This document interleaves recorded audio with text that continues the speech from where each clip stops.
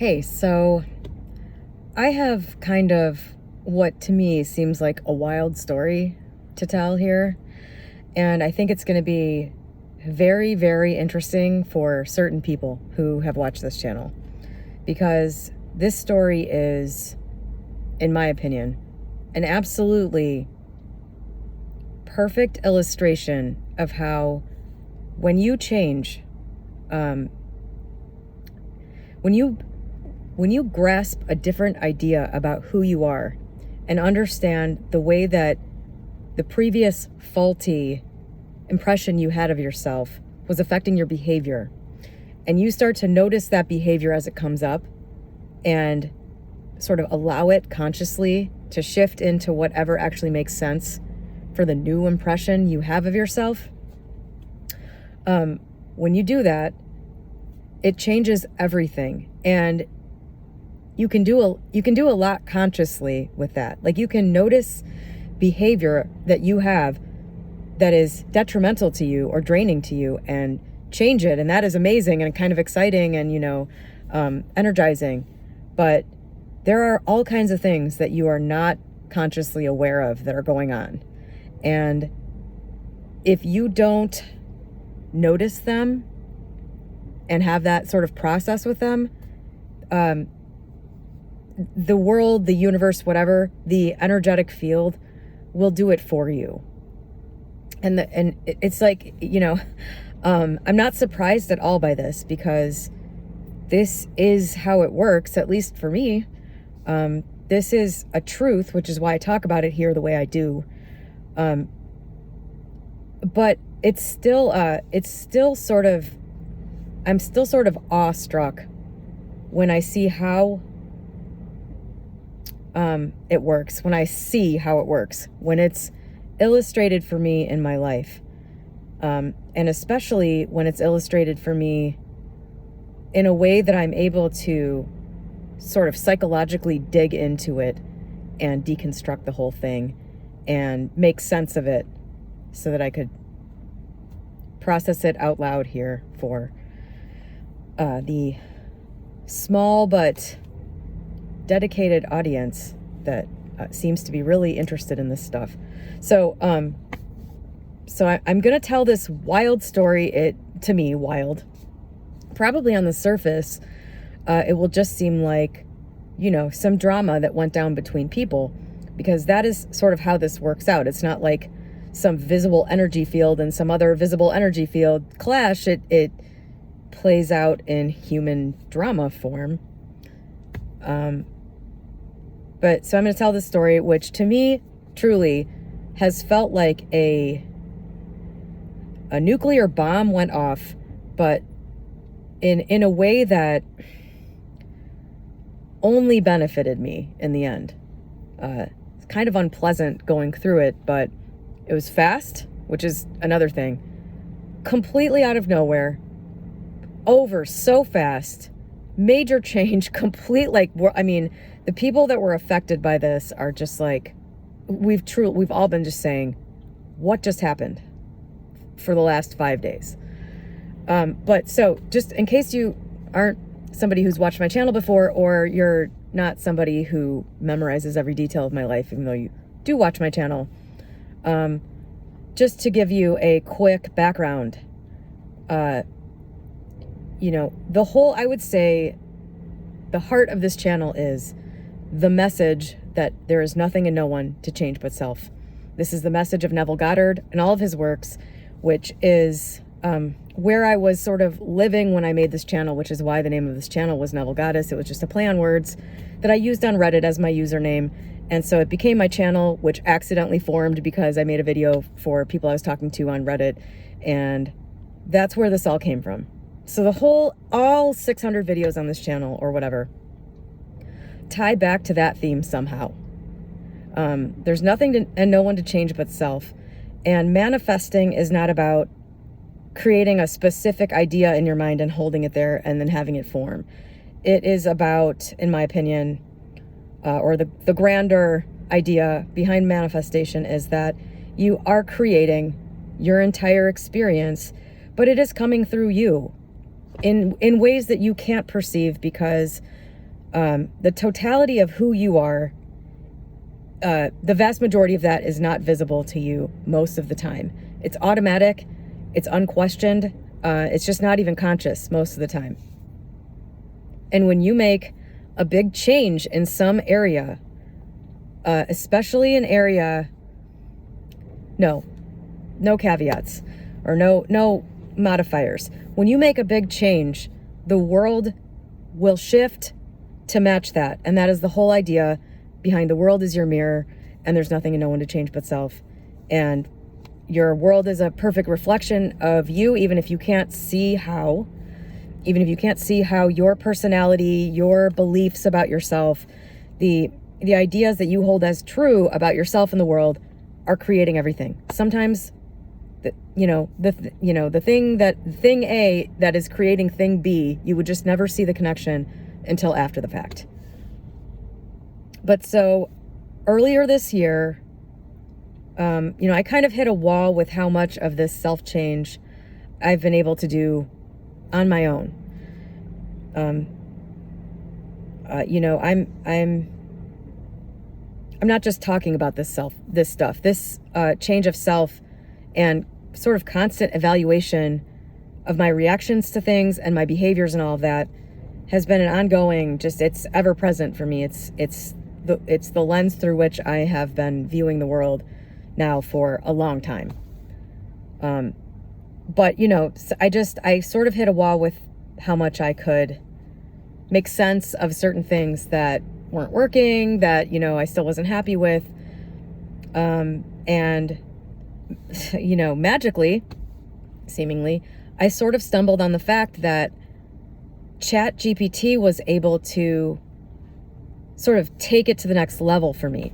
So the areas of my life that weren't working and behaviors that I had, if I kind of told ChatGPT, here's all the areas of my life that aren't working. This isn't really how it went down, but basically, when ChatGPT has the full picture of my behaviors in general, even ones that I don't necessarily or didn't consider to be a problem, and then it also knows all the areas in which I'm dissatisfied, it was able to use its amazing pattern recognition brain to make connections that I absolutely did not see, which made it a lot easier for me to spot beliefs and ideas that I had that were absolutely false, that I did not question, and approaches that I had to the world that were not based on, say, benevolence or the kindness of my heart, but a sense of obligation that had been programmed into me early on. So, just to put that in concrete terms, and because it's the reality, in my formative years, I was, broad strokes, programmed that how I truly was not okay, and that needed to be covered up and overcompensated for. I don't know if that was directly said to me in those words ever, but that message was absolutely directly given to me in many ways. So, you're not okay the way you are. The way you are causes problems. The way you are causes problems between you and people. And so if you don't want to essentially be kicked out of the tribe, you need to learn to hide who you really are, and go out of your way for other people, because you're kind of rotten the way you are. And so you got to overcompensate. You got to really basically ingratiate yourself to other people. This was either the message I received, or that might be the extrapolation. I don't know how it came about exactly, but I do know that I ended up with a tendency, just a sort of general life approach of constantly overworking, overperforming, overfunctioning, shielding other people from the natural consequences of their own behavior, I guess to ingratiate myself to them or something. And absolutely being way over generous. And what's interesting is I ended up picking up a partner in crime 17 years ago who has the exact same thing. my business partner, Jean, and I both got this same type of message. We have kind of similar personality types, actually. And so we both have this, I mean, there's never been any friction between us about decisions to overperform, overgive, overcompensate.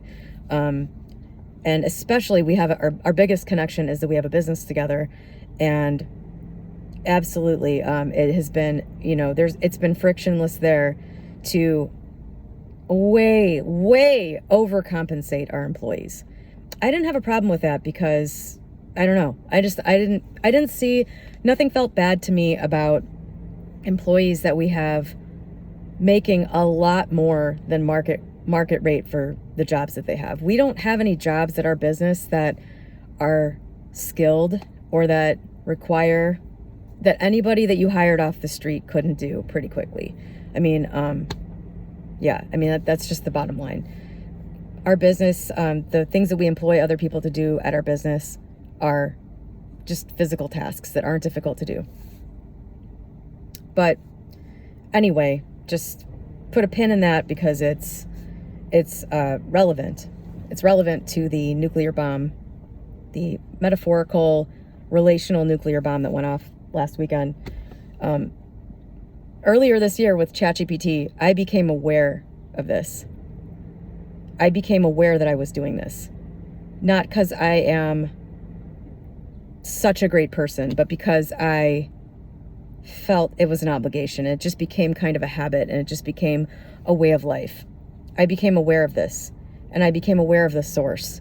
And I am now 30 years out from this programming, and I am now 30 years more experienced with the source.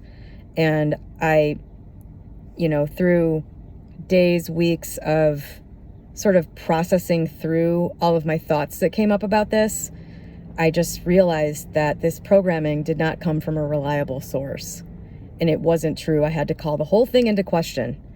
And I came to realize, ChatGPT is it's programmed to be supportive. So you have to be careful about allowing it to, you have to be very careful about keeping it objective. But because it's a very supportive voice, that can also be really helpful if you're somebody who was told you're bad when you're not. And so anyway, through this couple of weeks, I realized this programming was faulty. It's not based in reality.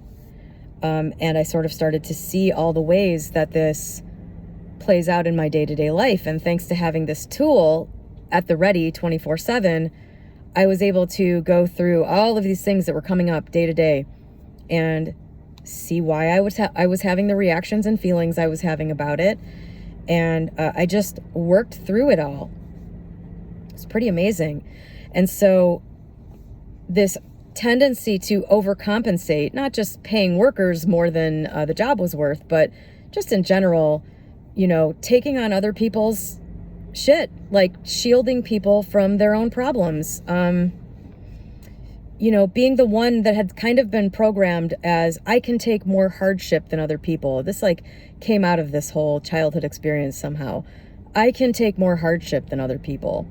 I have gifts that other people don't have, which to me wasn't I never felt like I'm so gifted. It was never even a good ego feeling. It was always I have things that other people don't have, and therefore I'm obligated to constantly give and give and give and give.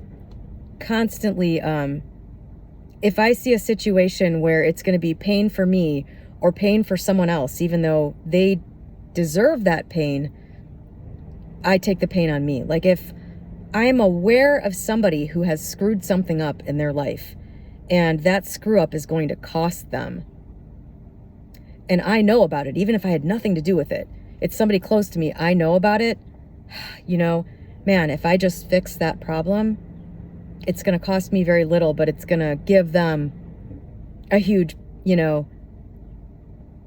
peace of mind. It's going to give them a huge get out of jail free card. And now that I know about it, I'm obligated to do that. What does it say about me if I could fix this person's problem and I don't.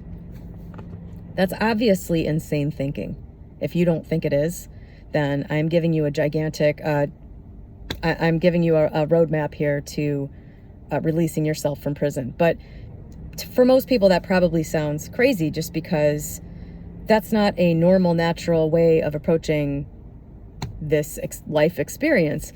You know, most people understand that your problems are your problems and my problems are my problems, and I don't have any obligation to fix yours, especially if you're not my kid or something like that.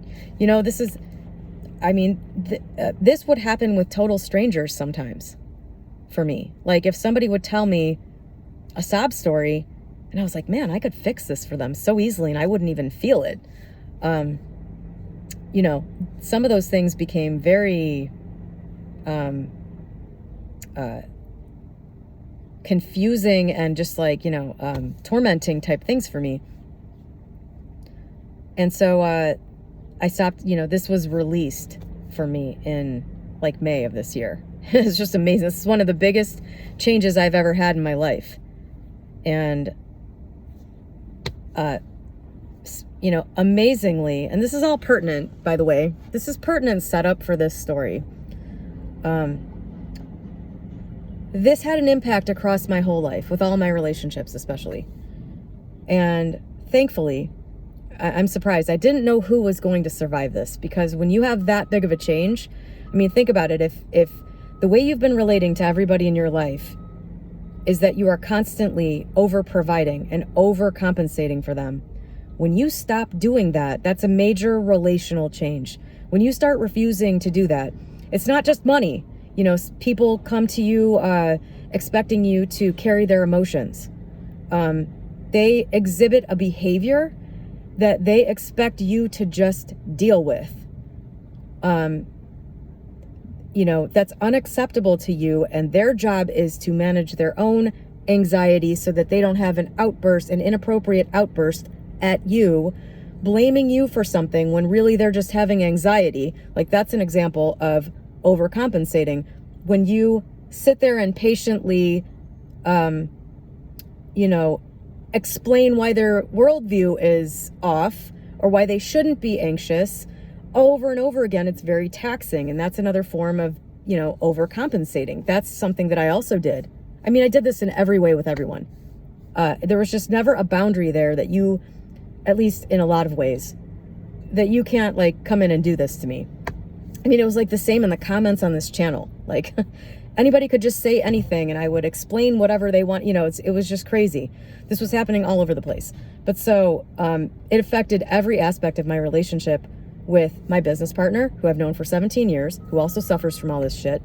It affected my relationship with him immediately and a lot, and for like a month straight. And we survived and we're on the other side, and everything's much better now even than it was.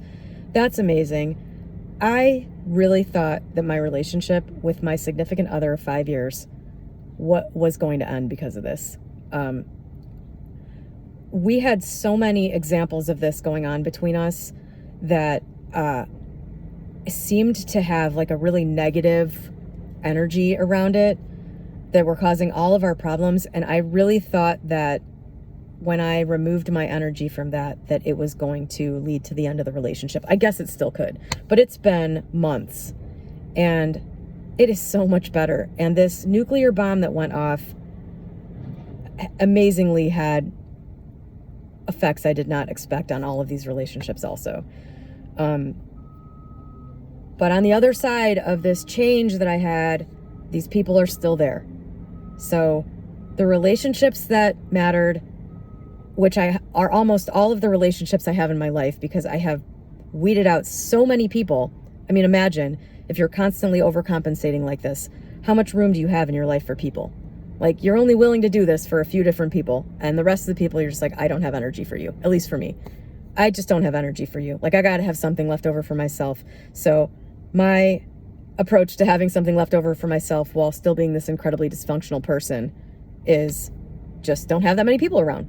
So I've got it for Matt. I've got it for Jean. I'll deal with my family a little bit, but don't push me too far there or I'm just going to avoid you.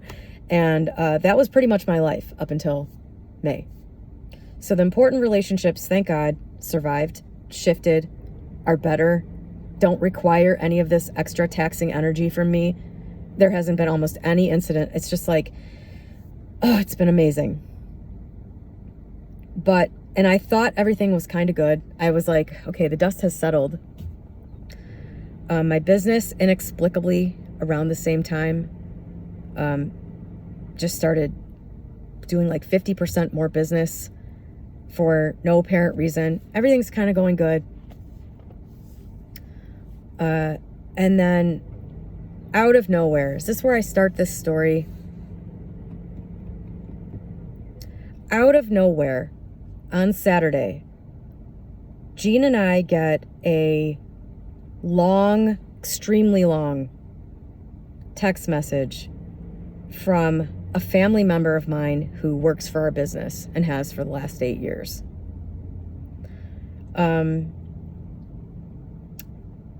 This is a younger family member of mine who I was one of my least favorite family members because of her personality. She's 15 years younger than me, and so I was, much older than her, but still at the, this is another one of the kid level people. She was, the younger kids. I was one of the kind of, I guess, older, middle kids. And she was just always kind of nuts. And I didn't see her that much, but I didn't like her. And she is actually, my experience of her as a child is actually the reason that I never had kids. One of the biggest ones. I just thought, if I could have a kid that turns out like that, I would want to kill myself. So I'm not going to have kids.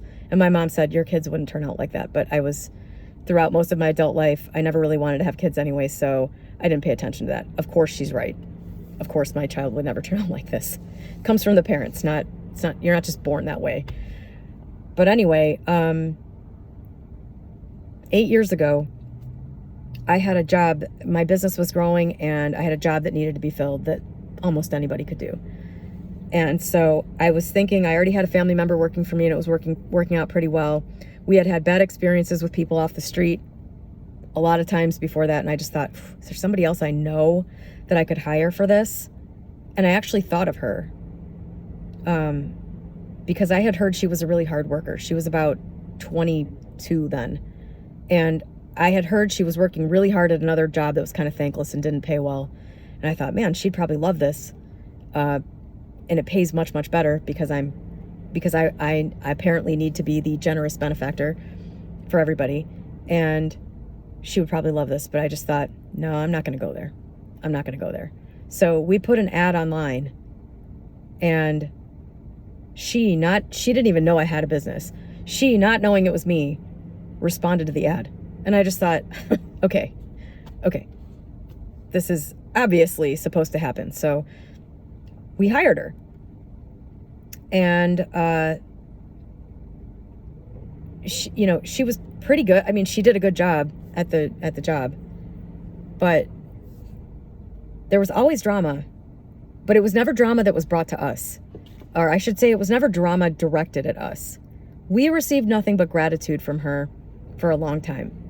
She had drama in her personal life, and we compensated for it. It affected her work. It affected her life. It was crazy stuff, but we compensated for it. And I'm sure that was not even subconscious on either of our parts. We were probably like both thinking, or maybe we even said, we need to provide a stable presence for her. She just doesn't have it anywhere else. And she's a good kid, and she's a hard worker. And I think we've just both felt like we want to give this person some stability, because I know her family. My blood relative is the one that is probably the most nuts person in the world that caused her to be the way she is. And I guess, honestly, even saying that now, I somehow feel responsible. Like, it's so weird. It's just so misguided and displaced the way feelings can happen based on your view of yourself. But I don't know, for some reason, both of us, we just had no problem playing this role. I think we both liked the idea of being in the role of the person who provides stability. And I think that part of that was that Jean and I, my business partner and I, had just had such a wild ride in our 20s. And then when we met, within a few years, we had stabilized completely and started building. And so I think we both wanted, we empathized. We knew what it was like to be where she was, and we wanted to help her out of it. And even though we didn't get any help out of it, we did it all ourselves. We wanted to help her out of it. And I think for both of us also, that gave us a sense of we are no longer in that place. We have fully, it's like, it was almost like trauma for us. Like, it had been so scary being in that position of wildly unstable life and self, that I think we both sort of felt it as a confirmation that we are truly out of that place. If we can provide that for somebody else, then that is proof that we are no longer in that place. I don't know if that's actually what it was, but I'm guessing that was part of it. Certainly wasn't conscious. But so we did that. And for the last 8 years, without even really it being a second thought, I stayed in that mentality with her. We have overcompensated for her in so many ways. She's been a great worker when she's been there. And she's been there enough, it was never a problem for me. If it had really caused a problem at work, I would have had to let her go or say something or hire somebody else or but it's pretty flexible what we do. And her job is, just like, it could kind of get done whenever. It didn't need to be done on a schedule. Just a certain amount needed to get done every week. I wished that she would do more. There was probably twice as much work as she was doing available for her to do. But I let her kind of choose how much she was going to do, and then I just did the rest of it. Again, I'm the business owner. I'm just going to take, I'm the business owner. I have to float around and get everything done that everybody else isn't getting done. That was the way I looked at it. It was always like I was working for the people who worked for me in a way. It was kind of annoying, but I just was like, this isn't enough of an issue for me to care. And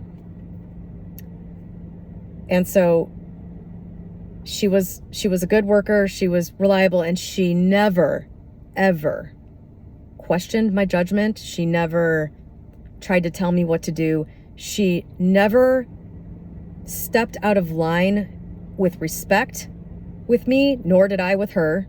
It was just great, because every other person who's ever worked for me, every other one, it's like people come in and they start telling you how things should be run. They start giving opinions that are uninformed and annoying, or they start treating you as an equal in ways that you're not, which is difficult for me, because I'm like, well, everybody's equal and everybody deserves everything. And, so this sort of mentality that I had, I never wanted to be anybody's boss, because I just hated the idea of telling other people what to do. So the relationship between me and my workers was always way too much of equals, which was my fault. I didn't want to be a boss. I didn't want to boss people around. So I would ask people how they wanted to do things, or I would ask them what they felt like doing or whatever, which wasn't appropriate and which was probably confusing for them. And so with everybody else, that dynamic came back to haunt me. They would overstep their bounds, and which I would accept until I couldn't accept it anymore, and then I would fire them. They would eventually take it too far. I never fired anybody who didn't deserve it, trust me. Everybody else would have fired the people that I fired way sooner. But eventually they would cross a boundary that existed in my mind only, and it was way beyond the boundary where everybody else would probably have laid it out on the line and made it known, and then they would get fired. So it's this dysfunctional situation between me and the people working for me, including this family member of mine. But she never did that stuff. She never took the weird accommodation that I would give her and tried to use it as leverage or something. She never once did that in 8 years until Saturday. And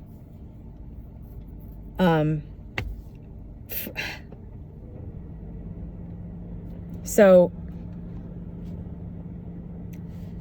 just to give some specifics, because everybody who's heard about this is absolutely horrified. My business partner's girlfriend, who is a Harvard graduate, gets mad every time she hears about this because of how much this person was getting paid compared to how much, people that have advanced degrees and or who work in the trades or whatever get paid. We were paying this family member of mine $35 an hour to do an unskilled task. And a big part of that $35 an hour was me paying her not to start drama with me. I was essentially paying her to compensate for what I was not doing, I guess. I don't know. This whole situation got set up so crazy that now that I'm looking back on all of it, it's just nuts. So she's getting paid this exorbitant rate. And I felt like it was worth it because she doesn't bring any drama. She comes in, she does her shit, she leaves. She also picked up a bunch of work when somebody else left earlier this year. So I thought the situation is great. But this dynamic that I set up was festering beneath the surface this entire time. That's what I now realize. And as long as I was still in that overcompensation mentality, for whatever reason, it stayed stable. And then I had this shift a few months ago, and now, out of nowhere, timing makes no sense. Out of nowhere, this thing happens on Saturday. So first, she sends this long text to me and my business partner when her whole problem was with me. So the first thing she did was attempt to pit my business partner and me against each other, which I was absolutely shocked by, and we both knew that's what she was doing the instant we both got it, because the text had nothing to do with him. However, it was about an issue that could potentially piss him off, and thank God that is not what happened. This this contractor who was getting paid $35 an hour for a $17 an hour job, told us that she set it up by saying that she had received a better job offer in January. And by better, she somehow, the job she described paid half as much for, I don't know what she was thinking. It was a much worse job offer that she had somehow now twisted into having been a better job offer that she passed up because she was loyal to us. I passed up this job offer because I'm loyal to you. And I realize now that you've been screwing me this whole time. I found out how much another employee makes.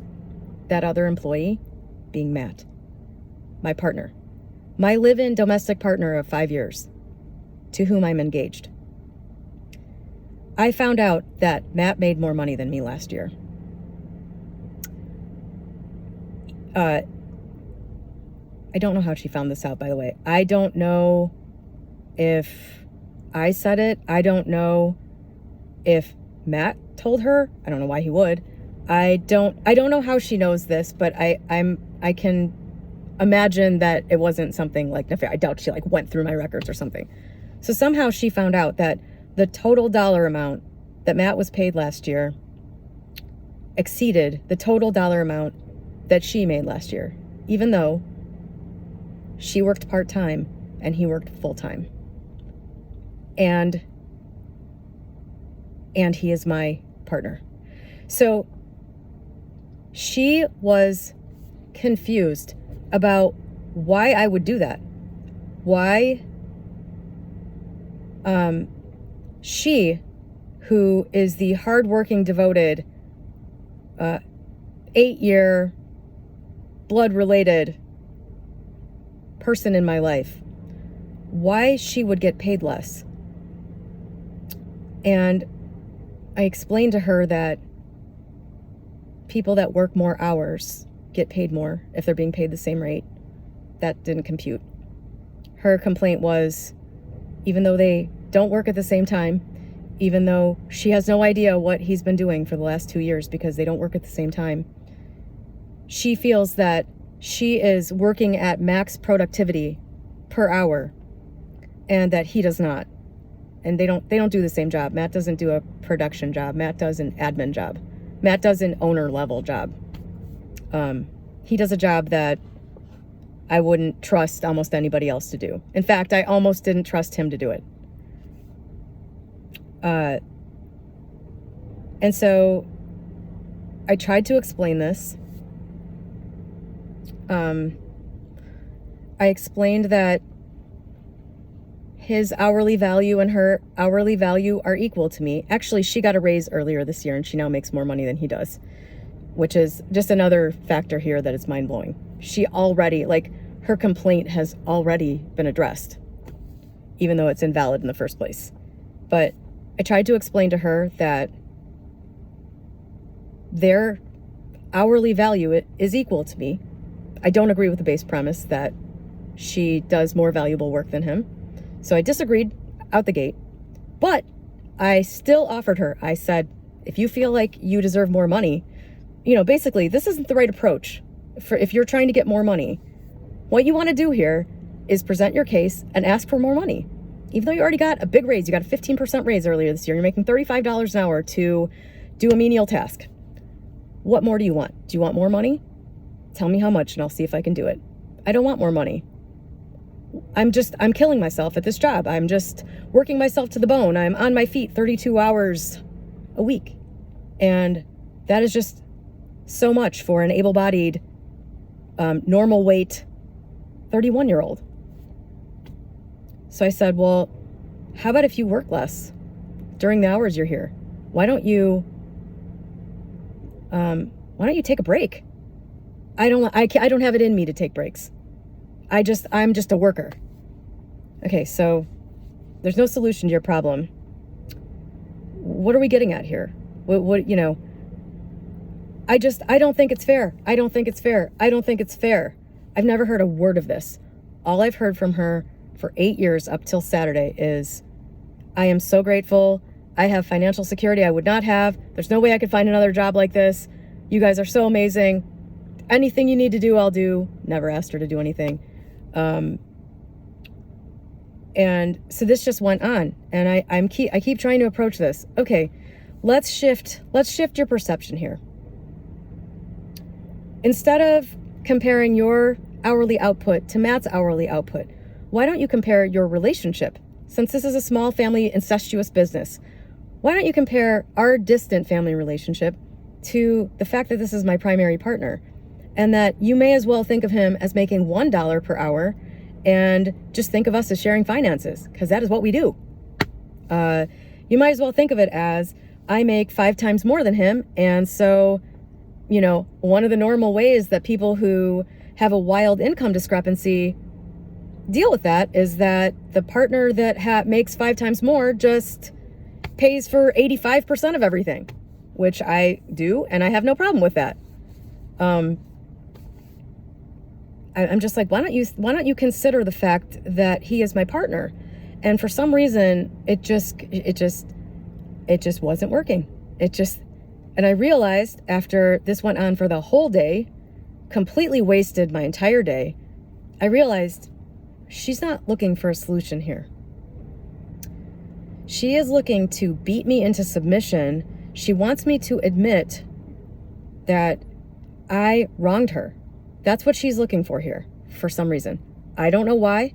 I don't know where this is coming from. I've never heard a word of this. I've never sensed a shred of this. And this is clearly a power play of some kind. I don't know why. Nothing is going to resolve this other than me agreeing with her viewpoint, which is delusional. And I can't do that. That's my hard boundary. When you ask me to participate in your delusion, and you also want me to submit, you hit my hard boundaries, because people trying to get me to submit, there's just a hard wall there. Thank God. That has saved me so many times. But also, I am a little too interested in the truth of the matter in general to ever do this, what she was asking. So, as anybody sane who's listening to this probably already understands, this was the end of the road. There was no coming back from this. I didn't respond to, there was a final diatribe that said, this is an injustice. And then it went on to, as the day progressed, she got more and more insulting towards Matt, which was mind-blowing, with whom she had as far as I know, a very good relationship for 5 years. She just started getting more and more vicious and talking about how she ended it by saying her time is worth twice as much as his time, which is wild. And, I was thinking to myself, is this a mental break? Because one of the ways I've compensated for this person for the last 8 years is events would come up where she had wildly fucked up judgment and would make choices that made no sense and would blow something up in her life, and then she would have no emotional ability to handle it. She checked herself into a psych ward last year. Out of nowhere. I had no notice.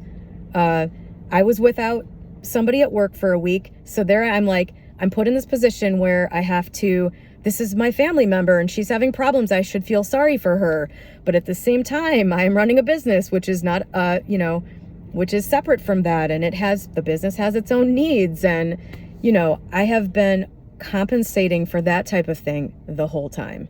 She's also been getting benefits that a part-time contractor would never get from anyone else. I paid for her health insurance myself, especially once she started using it to try to deal with mental health things. I paid for that myself. If she, I just gave her stuff all the time. If she had a life situation that I knew about where she really needed to take a day off in the middle of the week, I would just pay her for it. She used to be grateful for that, but over the last few months, I've noticed if I just did that, there was no acknowledgement of it. There was no thanking me for it. And so this whole thing went down on Saturday. And what is notable about this situation and this thing with this person is that in spite of this mental shift that I had in May to stop overcompensating for people, I did not do that with her. It did not extend to her because the overcompensation I was doing with her was not painful to me. It wasn't something that irritated me. It wasn't something that was in my face. It was a choice that felt benevolent. And it was also something I'd been doing for so long that it would have been weird if I stopped. And I would have felt probably thought about it. Maybe I did think, but maybe I didn't.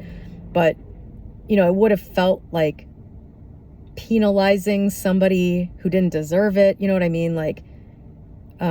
She was fulfilling her end of the bargain, which was keep your crazy away from me and just get in here and do your job. So that had not been addressed, and it wasn't going to be addressed. None of this even became conscious for me until this whole thing went down. In the analysis afterwards, that's where I was able to make the connection that this was one of the biggest, most egregious areas of my life where I was still overcompensating, and my self-image and my beliefs about the appropriateness of that have completely changed. And yet there was still this area where it was happening.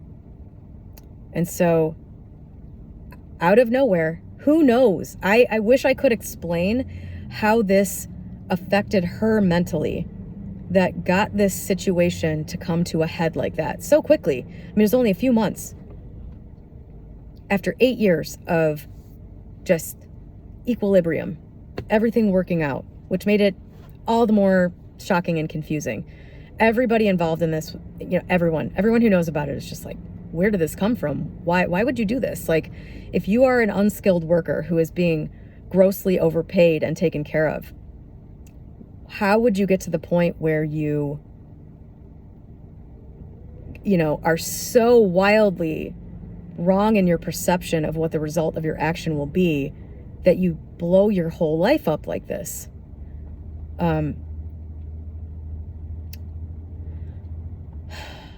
And as this situation progressed, she devolved more into the person. As this like went on, I thought, this is the exact same person. Like, she was quiet and respectful and just came in, did her job. If you talk to her, she's my family member. I talked to her about stuff that was going on. There was a lot of stuff that went on this year. We would have conversations where she seemed normal and insightful. Her takes on things seemed normal. This in spite of glaring incidents of crazy thinking and crazy judgment and stuff that I've seen specifically over the last year. I just slowly started to see over the last 5 days, this is the person from childhood. This is the person that I knew as a child. There's no change here. This was just a mask. This was like an act that was brought on by this sort of unspoken contract that we had. And then when I shifted a few months ago, it could no longer exist. I realize this now because the strangest thing, Jean and I were like kind of devastated over this because of the amount of caretaking that we've done, that wasn't our job, that we just did out of the kindness of our hearts or whatever motivation was there. We were both kind of devastated by this. We were just totally in shock. It took about 3 days for the shock of this to wear off. Just the reality meeting the idea and it being completely incompatible was so jarring for both of us. I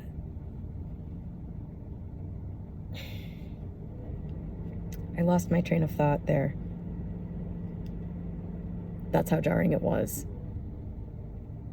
But as this progressed, she dug her heels in more. And I found more and more that I was glad that it was happening. And this was the weird thing for me. I felt really guilty about this at first. Because I saw what was going to have to happen, which it was immediately visible. I mean, my business partner, after the first text that she sent, said, if this were anyone else, I would have just told her to never come in again. It was so accusatory, and it was not a conversation. It was a delivery of, you guys have fucked me. That was the bottom line was, you guys have screwed me. And he's like, I wanted to fire her immediately, but she's your family member. So you're going to have to work this out. You're going to have to be the one that figures this out. But it was obvious, I wanted to fire her too after that first thing, but I spent the whole day trying to appease her. I spent the whole day talking to her, trying to explain, taking her at face value that she really didn't understand, trying to make her understand, and offering remedies that weren't asked for or accepted. She did not accept the offer of more money, which was the smoking gun for me. It became clear quickly, and especially once I ran this whole thing past the many other members of my family who own businesses and have workers, it became clear to me quickly that she was going to have to be fired. I already knew that because I already knew we had this contract that had been broken for me and that I was never going to want to come in and see her there again, and that, the entitlement and the ungratefulness was just something that was going to disgust me, and I knew it was over. But I expected to be a lot more devastated by it, and as the days passed, I felt relieved. And I know part of it was 6 months ago, if this had happened, I almost certainly wouldn't have fired her, because I would have looked at her life and I would have said, she clearly has some kind of mental illness, and she's going to have a hard time finding another job. And forcing her to deal with the consequences of her behavior here is going to be devastating for her. And I just don't want to do that to another person. And I can just tell myself that this was a mental illness and something that she did that she couldn't control. I can take that on myself. I can take this utter slap in the face and turn the other cheek. I can talk myself out of this because she obviously isn't able to talk herself out of her irrational and insane point of view. I can do this because I am stable. I had an easier time of it. Whatever I would have told myself, I would have taken it on myself inappropriately. I would have given myself the middle finger instead of doing what the right thing is for me. Absolutely, this would have had a different outcome 6 months ago. But quickly after having made this decision and delivered it, and it went, the second it was over, I felt such a tremendous sense of relief that I had not screwed myself over. It was almost an elation. I was just like, thinking about how this would have been different 6 months ago and saying, oh my God, like if I had allowed this to continue, I've heard her, the way she talks to her other family members. There's obviously a power dynamic between her and other family members where she gets control over people by forcing them, like browbeating them into agreeing with her, agreeing that she's the victim. I've seen this. I mean, it's a family member. I've seen this. And I just thought I would have been walking that path right to becoming one of those family members. And this was like the first test. And it sucks. I also had to scramble to figure out how to compensate for the absence in my business. So that sucked. I had to do that.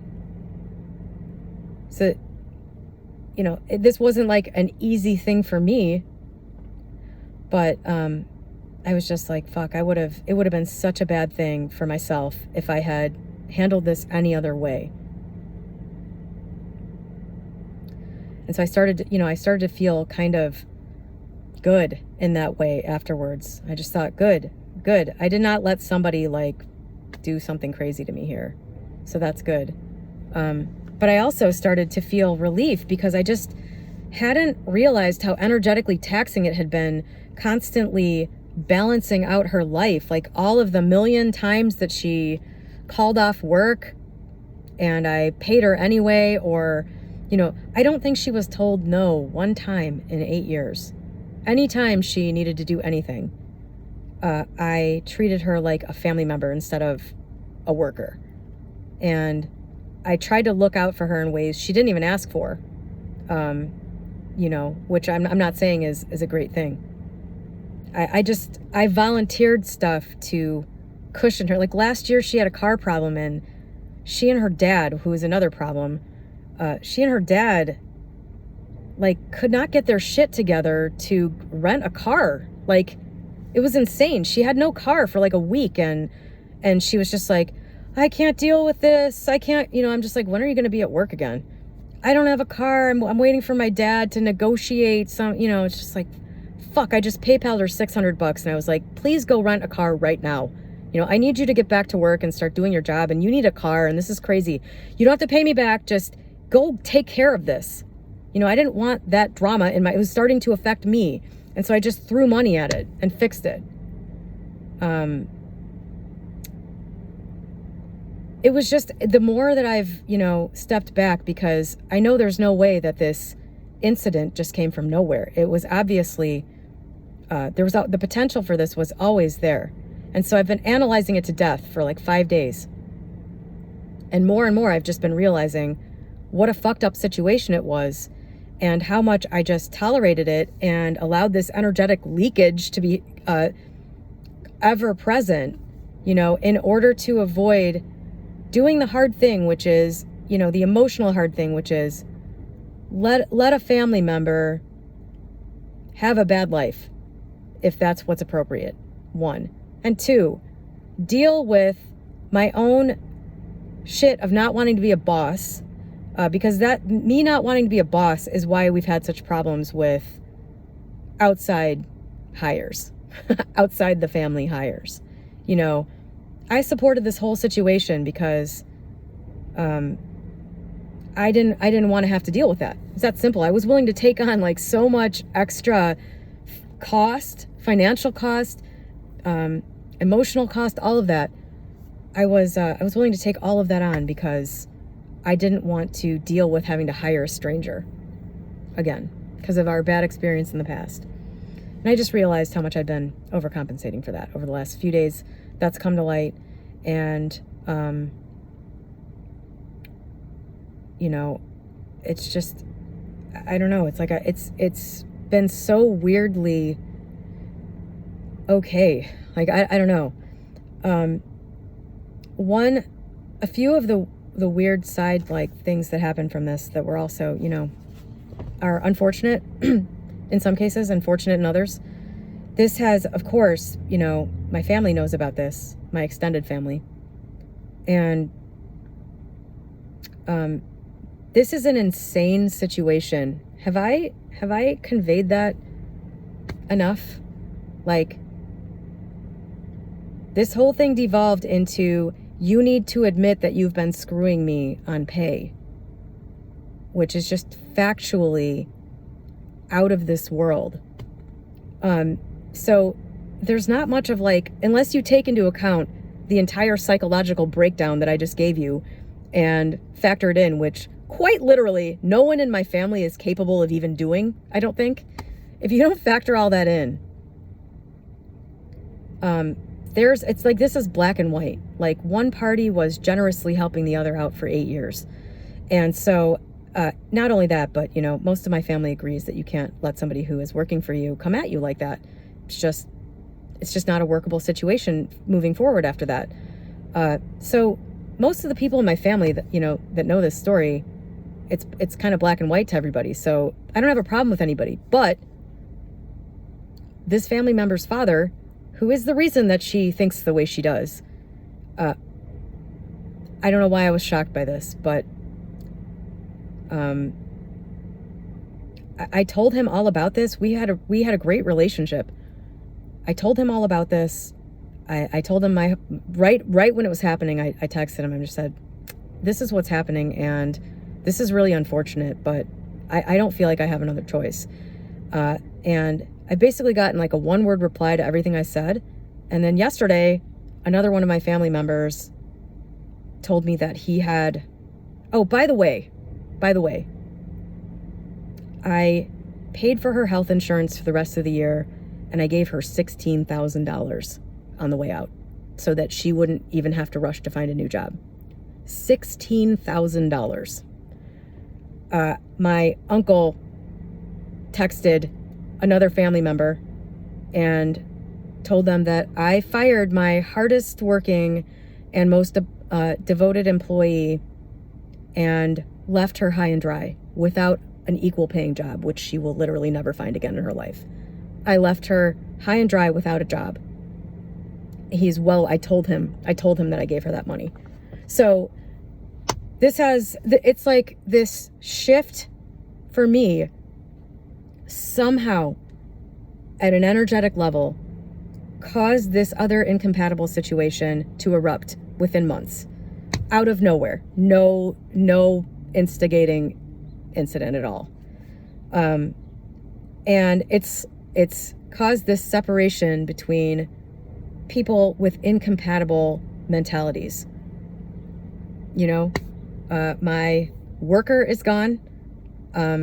I don't come back easily from people spreading lies about me, especially that, you know, a lie to that degree. So now now that person is like gone.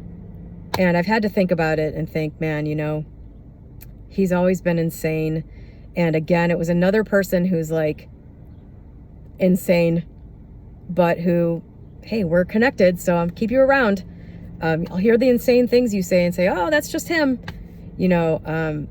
Another person is being separated. It's being moved further away from me. It's crazy. I totally did not see that coming. I don't know why. It makes perfect sense. I don't know how I didn't see that would happen. I just thought nobody can be this delusional other than her. Turns out that she got her ability to be delusional from her father. So anyway, this to me was just a crazy, crazy illustration of all of this. Interestingly, I think just because I'm so grateful, my business partner did not, he didn't fall for any of this, thank God. He could have been embroiled in something and started to take issue with something. He didn't.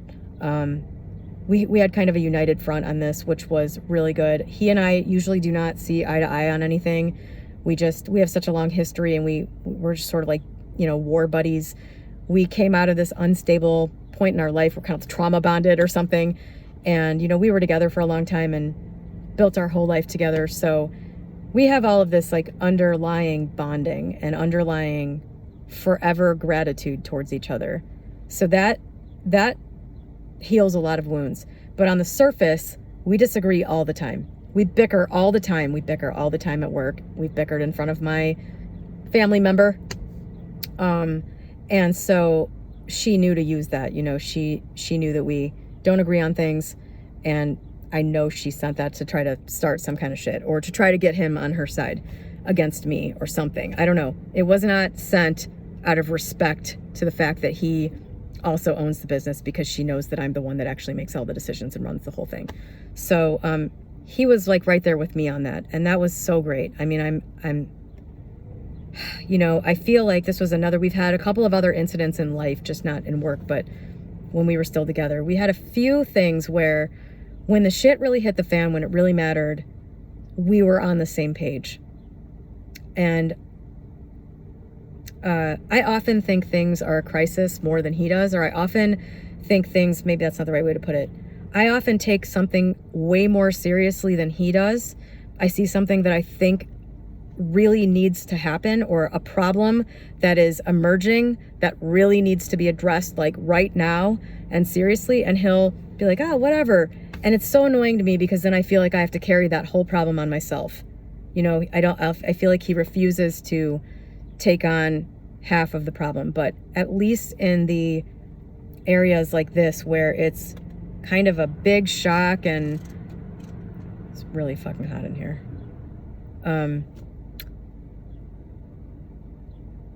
These incidents, he's been consistent. And so this was sort of like a reinforcing that when it really comes down to it, we're on the same page. So that was great. And I don't know what happened, but during this conversation where my worker became more and more insulting to Matt, it was so weird. She just insulted him more and more. And I was trying to ignore that, because I was trying to stay rational and stay focused on the issue at hand, and address the actual problem, not like this emotional outburst, trying to find out what the actual problem was. I just kind of ignored everything she said about him. And there was this final text where she was incredibly insulting, and that's where I was like, she's gone for sure. 100%. I'm done. This is it. She's fired. Or whatever. Her contract is terminated. She was never an employee. She was always an at-will contractor that did whatever the hell she wanted and came in whenever she wanted and did shit however she wanted. As that went on, I just started to kind of feel defensive of Matt. I started to kind of, I don't know. I started to really like take offense to that, even though I knew that it wasn't rational necessarily. I don't know where it's coming from. And in talking about this stuff with Matt, I think he kind of felt validated. I don't know, something about this caused Matt and I to also feel like we're more solid again. I have a similar relationship in ways with Matt. It can, day-to-day disagreements or incompatibilities or whatever can be really demoralizing over time. But then it's like, seeing his sane view of the whole thing. And, you know, he didn't get weird or take it personally that she did said all that stuff about him. But I don't know, something about that also sort of like reignited sort of, or just like, I guess it sort of like shined a light on things that we have in common that are easily forgotten. You know, when you have a solid common worldview with somebody where you share values, that's incredibly important for like having a stable foundation just for a life, for a house to live together, and, you know, just all of that. But that can fade into the background a lot and not be noticeable until the shit hits the fan. And it's important. And then, so that was really good. It's like, this was, I don't know if this sounds like as big of a deal as it was, but I mean, this was just a shattering event for me and Jean because of what we've done for this person and because of what we thought the reality was. And obviously how we viewed ourselves, you know, and the fact that she supported that and then had this entirely like twisted 180 degrees different. I mean, it was just, this was very destabilizing for us. And obviously, because it's a family member of mine, there's that threat of some kind of family feud now and all that stuff, which just seems to be, I don't know what's going to happen with that, but I don't know if this seems like as big of a deal just in the recounting of it as it is emotionally for everybody involved. But that's another thing, you know, these energetic incompatibilities, they just, like, that's so woo sounding. They just play out as human drama. It's not you know, and I'm saying that because it's a direct parallel to anything having to do with manifesting. It just plays out in human drama. People treat this like it's a magic trick. It's not. This is all just how you energetically, which translates into behaviorally, you know, in your decision making, all of that stuff. It's just how you create your opportunities and your life and all of that. But yeah, interestingly, it made things stronger in areas that had already kind of survived that initial shift for me. And it just violently shook out this incompatible energy that was still in alignment with my previous skewed approach that had been based on beliefs that had changed and obligations that had changed and insights that had been had and all of that. It's like it shook itself out. I didn't have to do it, and it came out of nowhere. That's the thing about this. It's just like, you don't, you know, if you don't do it, it will be done for you. For good and for bad. You know, this is to my benefit, obviously, in the long run. And so, thank God this wasn't one of the instances of you refuse to change something about yourself, and so something good you have in your life is going to be violently removed. I mean, that's the flip side of this. That's what's happening to most people most of the time. Probably me too. I'm not thinking about that particular thing now. You know, when you get something good in your life and it is incompatible with you, it's not going to stay. It will be shaken out like that. That's just, there's some energetic law here that is not understood. It absolutely is going to be understood. I don't know if that's clear. These AI advancements are going to, I don't even think about the next 5 years. I literally think about today, because there is no predictable future right now. And this is going to be, it's like this event that I just experienced is going to be experienced like at a global level. It's going to be experienced on a personal level for everybody. What is coming is a revelation. Is revelations coming? What is coming is revelation. the truth is going to be seen. And you can choose to actively, you can choose to do things rather than having them done to you, in many instances, and should, because of what's coming, which doesn't have to be a bad thing if you're just willing to take personal accountability and look at yourself and be honest. Which it turns out I'm amazed at this incident this weekend. I would not have thought the person in question would be able to delude herself to that degree. I think she probably has a diagnosable personality disorder. This is an ongoing thing for her. It's not, this isn't something new. You know, she's been struggling with this. She's had some incidents in the last year that are crazy. She's had falling out with other family. I should have known. I just didn't have any problems with her that I knew of, so I just didn't think it was going to come my way. But it is amazing the reality that people can convince themselves of to protect things like unresolved trauma and shame. You can create a complete fantasy world to protect you from these things, or you can address them. You can have the courage and deal with it, which I have to give it to her. She was trying to do, but it didn't happen fast enough, I guess, for her to stop being incompatible with me.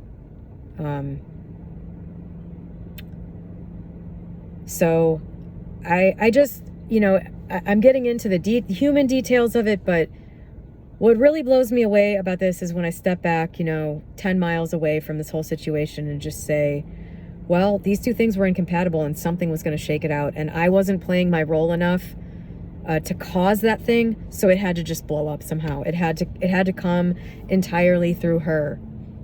And I'll never understand the mechanics of that, but I do rely on it as it is. How can you call something a law if you don't know it's a law? But it's a law. It's reliable. And if there's anybody else in my life who doesn't belong there, I know that this is going to happen with them too. It's just the way it works. Whoever isn't compatible with whatever this vibe is that I have now, for better and worse, for good and bad, whoever can't resonate with this will not be able to be near me, will not be able to have a relationship with me. I hope that people take that to heart. It is happening. And you don't have to understand how it works to understand why it works. Or I should say, you don't have to understand why it works to understand how it works. Or you don't have to understand why or how it works to understand that it works. Is that better? I don't know. You can count on it working even if you don't understand it. And just rely on the fact that as you get more and more clear about the truth of yourself, as you return to that original undamaged energy that you possessed at some point, even if it was only for 2 hours of your life, as you dig down through all the shit that's been piled on top of whoever you really are in your whole untouched version, people, as you do that, people are going to fall away. It's going to happen. And you can also count on, if I change for the better things are going to resonate with me. Things that resonate with the better version of me will be drawn in somehow. And the things that don't resonate me will be expelled somehow. The trash will take itself out. And the good stuff will find its way in. And you don't really have to worry about it. Just do what you can. And as insane things happen, view it through that lens, and then you will be able to see what it is clearly. So, that's my wild story for now. I'm not sure there's anything else to add to this. As always, I'm going to credit myself with this because I'm tired of never giving myself credit for the shit that I do that is hard. I am going to credit myself with having examined every way that I contributed to this, and having examined every way I could have possibly not had to take the action that I took, because I knew the impact it was going to have. I don't see how I had any other choice. This was clearly just a situation that was no longer compatible, and it wasn't. Knowing what I know about how these things work, I was 100% sure this was the first in a long line of incidents that were not. It was not going to get better. And given what I had provided, I did not feel an obligation to try to work it out. I decided that the obligation fell on the other party to examine their own behavior and their own entitlement and all of that. And sadly, I don't think any lessons are going to be learned there, which really sucks. And if you're a parent, I would just like to say that the two parties that were involved in creating this mental situation were a totally discipline-free environment, no consequences for actions. Parents that wanted to be your friend and didn't want to be your parent. It's interesting because she found then a boss who didn't want to be her boss but wanted to just be friends. It causes kids to be totally fucked up if they don't have strong parental figures. That being said, if you're going to be a strong parental figure, don't program your child to think that they are a piece of shit either, please. It doesn't work either way. But, sometimes you have to do the hard things so that somebody will learn. And the parents of this person are still no longer willing to do that. They're going to support this delusion, and they're going to support whatever caused this to come about. And it is absolutely baseless. And it's just going to result in delay. It's going to result in whatever needs to be learned about, whatever life lesson needs to be learned here, it's not going to be learned. I have a feeling that everybody who was born in about 1981 or earlier is going to completely side with me on this. And everybody who was born after 1981 is going to be saying, but she was just sharing her feelings. It seems to be a generational thing too, is what I'm saying. Anyway, I hope that there was anything in here for anybody. But if nothing else, I wanted to just lay this whole thing out as a detailed and, to me, just kind of shocking additional bit of evidence that you don't have to make things happen. The things that belong with you will be with you. And the things that don't belong with you, even if you keep them around, they will leave. They will be expelled. They will do something that causes you, that forces you to either choose between your new mentality, and your old one. And you'll have no choice. It won't be a choice. I wouldn't have been able to sustain that. I would have had to go back to my old mentality to do that. So that's it. That's all I wanted to say about this. And